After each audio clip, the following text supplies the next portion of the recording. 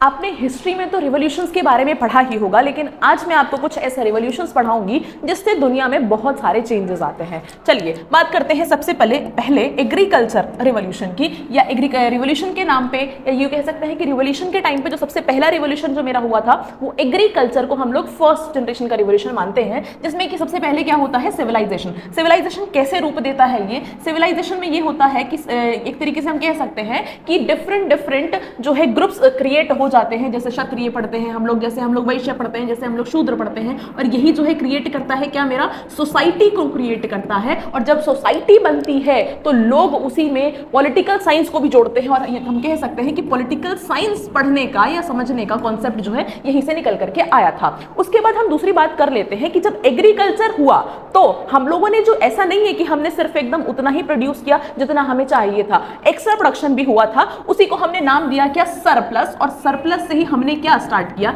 यानी कि जब मेरे पास कुछ एक्स्ट्रा प्रोड्यूस हो गया है तो मैं उसको एक्सपोर्ट तो करूंगी ना, और जब मैंने एक्सपोर्ट किया तब मेरा यहां से निकल करके आया ट्रेड, यानी कि यहां से ट्रेड शुरू हुआ। और हम कह सकते हैं कि यहां से जो मेरा आज जो हम लोग पढ़ते हैं चैप्टर, या जो हम लोग सब्जेक्ट पढ़ते हैं इकोनॉमिक्स, ठीक है, उसका जन्म होता है। नेक्स्ट इंडस्ट्रियल रिवॉल्यूशन की अगर हम बात करें, अगर हम इंडस्ट्रियल रिवॉल्यूशन की बात करें तो हमारे पास एक अच्छा कॉन्सेप्ट निकल करके आता है जिसमें कि बहुत सारी इंडस्ट्रीज को सेटअप किया गया था।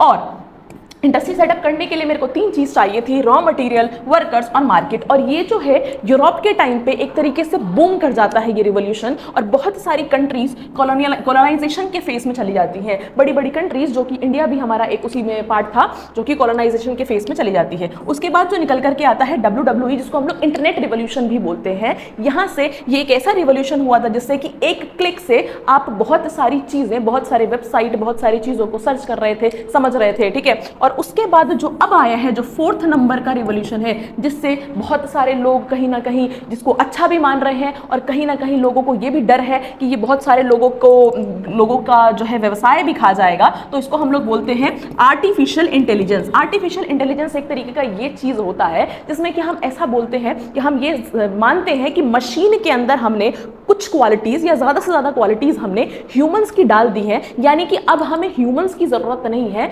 अब जो काम करेगा हमारा ह्यूमंस की जगह पे, वो मशीन काम करेगा। जैसे हमने इसमें बहुत सारी चीजें डाल ली, उसमें बहुत सारे कॉन्सेप्ट होते हैं, मशीन लर्निंग होता है और भी डीप थिंकिंग होता है। तो ये आर्टिफिशियल इंटेलिजेंस जो कि 4th जनरेशन का आपका रिवॉल्यूशन है। तो आपको वीडियो कैसी लगी कमेंट सेक्शन में जरूर बताएं। Thank you.